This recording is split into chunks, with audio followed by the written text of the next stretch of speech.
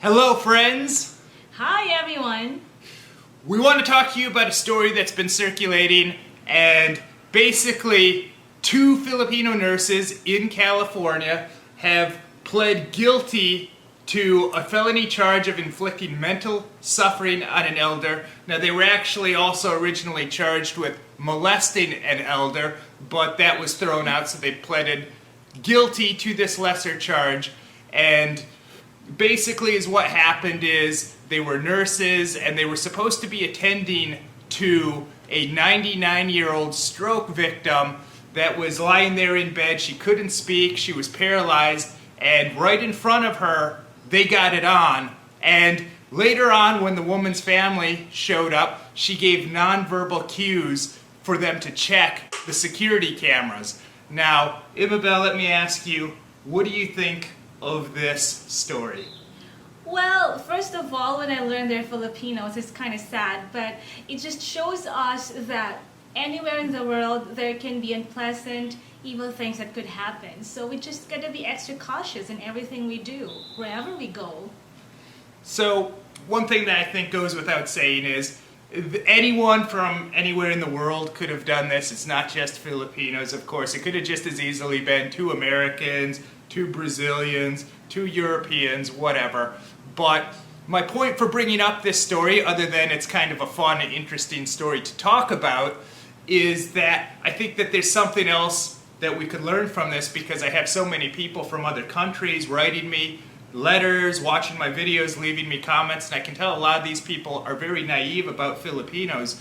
And I generalize a lot in my videos, guys, because especially if I'm talking about one group of people, like say Filipinos, there's about 100 million people in the Philippines, so I have to generalize. I don't have time to talk about each person as an individual, and I think generalization is a good way to make concise videos that are straight to the point. But what's bad is when people overgeneralize.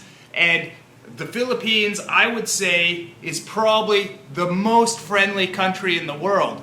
But what's bad about this is it can kind of lull people into a false sense of security, and they get thinking, well, Filipinos, I should just trust them. They're all such nice, friendly people. And a lot of people leave comments, oh, they're such godly people, such good Christian people there. And what I would say about that is a lot of that is a facade. The Philippines has a lot of really wonderful, amazing people, but there's also some of the most evil people you'll ever meet in your life living in the Philippines. It's very diverse that way.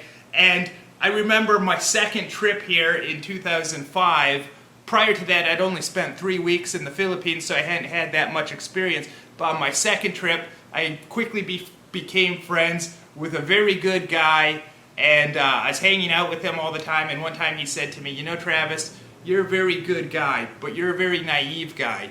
You're too trusting. What you don't understand is there's a lot of he said, you don't understand the evil that people are capable of here. He was doing it for my own good. He was saying that with love, and I really appreciated it. And on my first trip here, one of the reasons I had a good experience, I had this travel guide, a book. Do you guys remember books? There were these things from ancient times. They were made of paper. I don't know if anyone knows what I'm talking about anymore. But I had a book that was a travel guide, and one of the reasons that I think I had a good experience without coming to the Philippines, without really knowing anyone here, was in the travel guide, it had some stories about people that took vacations to the Philippines, and they were really horror stories, all these bad things that happened to these guys, but it helped make me aware of things going on. So my point is, and this is getting away from the original story of the two perverted guys, and I'm not doing this video just to trash someone and like be morally superior to someone. I just want you guys to be aware of the bigger picture, moving away from that don't stereotype people of being all one way, especially if it's all good, because in reality there's a lot of wonderful people in the Philippines when you come for a vacation. There's a lot of terrible people, and what's going to really make you have a really good vacation, because so many people have written me now telling me that they visited the Philippines because they watch my videos, so now I feel responsible You see, the Department of Tourism, they want to show you just people smiling and having fun. Of course, they don't want a lot of people to know about, maybe the not so nice side.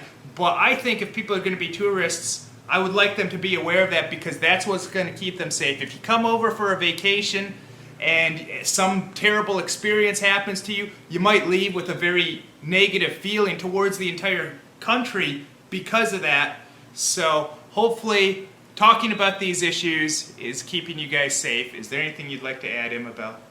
Well, just like what you mentioned in one of your previous videos, Travis he feels responsible because he gets a lot of emails asking for travel tips and all these things about the Philippines. So I guess it is just but fair to really tell you guys, share with you everything that happens, so you're prepared for whatever, right?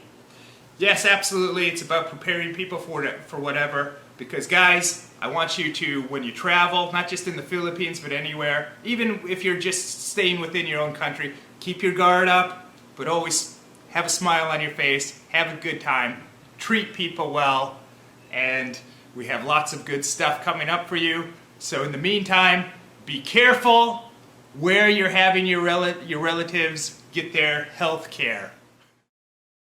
Be sure to check out our other videos, and if you're not yet subscribed, subscribe now.